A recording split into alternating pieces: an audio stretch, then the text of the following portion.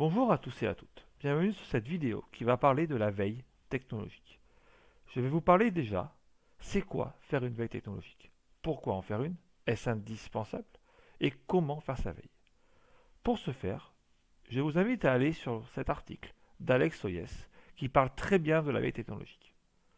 Commençons par le quoi. La veille technologique, par définition, c'est le fait de se tenir informé des dernières sorties technologiques.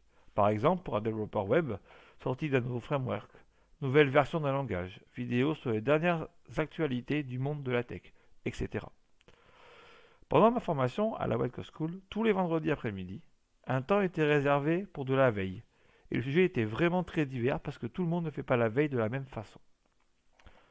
Maintenant, on arrive au pourquoi. Pourquoi faire sa veille? Là, le sujet est un peu plus complexe. Il y a des personnes qui veulent rester à la pointe des dernières actualités pour être plus facilement employables ou rester dans l'air du temps. D'autres personnes le font par passion ou par curiosité. Faire sa veille doit être un plaisir, car ça peut prendre beaucoup de temps. Je pense qu'il y a une multitude de pourquoi faire sa veille qui sont propres à chacun. Le monde de la tech évolue tellement vite que d'être au courant de tout n'est pas possible. Moi personnellement, j'essaye de faire ma veille 2 fois par semaine entre 30 minutes et 1 heure par session. Est-ce indispensable de faire sa veille? Je pense que cette question dépend de vous. Si pour vous, pour votre métier et votre passion, la question sur la veille technologique ne se pose pas. Si vous travaillez tranquillement sur un langage qui n'évolue pas ou plus, et que votre ambition n'est pas de découvrir un autre framework ou autre, pourquoi faire de la veille? Tous les développeurs web ne font pas de la veille constamment, sûrement par rapport à leurs besoins. Faut-il rester à la pointe pour être un bon développeur web de nos jours? Telle est la question. Moi, je pense que de suivre l'actualité et les évolutions du langage que vous pratiquez est indispensable, car les mises à jour d'une librairie peuvent tout changer. Comme par exemple, moi je travaille beaucoup sur React, la dernière mise à jour de React Router DOM, qui a remplacé plusieurs façons d'écrire les routes, ainsi que le routeur. Si vous n'êtes pas au courant de ce changement, ça peut être préjudiciable quand vous commencez à mettre la librairie à jour et que vous commencez à lancer votre routeur. Après, chacun voit midi à sa porte et le choix de faire ou non sa veille technologique. Pour finir cette vidéo, je vais vous montrer comment moi je fais ma veille, car il y a autant de développeurs que de façons de faire sa veille. Moi je commence par prendre des sites qui sont des curateurs de contenu, qui rassemblent pour moi différents contenus.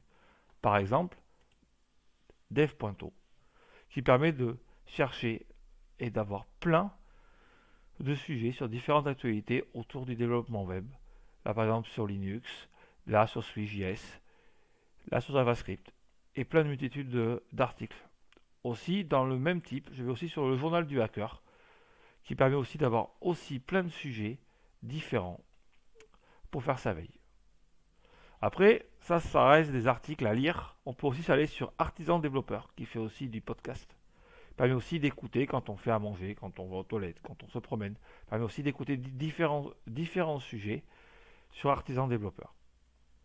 Après, moi, je travaille aussi beaucoup sur React et j'ai trouvé, pour faire ma veille, React Hebdo. Cette personne fait toutes les semaines, avec toutes les actualités de React, un article qui permet d'être à jour vraiment sur toute l'actualité de React. Il met aussi beaucoup son point de vue, donc faut aimer ou pas aimer. Mais c'est quand même bien pour rester sur l'actualité vraiment sur React. Après, il y a aussi le plus simple, c'est d'aller sur LinkedIn. Là, si vous suivez, moi, regardez, je fais un exemple de JavaScript développeur pour être à la pointe sur JavaScript et poursuivre vraiment toute l'actualité. Pour finir, et là c'est la petite cerise sur le gâteau que je vous amène avec cette vidéo, je vous amène le blog de Paul. Paul a fait la formation avec moi à la Web School. Depuis, il a créé son blog où il partage ses découvertes et ses astuces, le tout dans la bonne humeur et avec une énorme fraîcheur. Moi je pense qu'il faut vraiment aller faire un tour et ça vaut vraiment le détour. On arrive à la fin de cette vidéo. Tous les liens des sites que je vous ai présentés sont dans la description de la chaîne. Merci à tous pour avoir suivi cette vidéo. N'hésitez pas à mettre un petit pouce et un commentaire. Et si vous voulez suivre les prochaines vidéos, n'hésitez pas à vous abonner.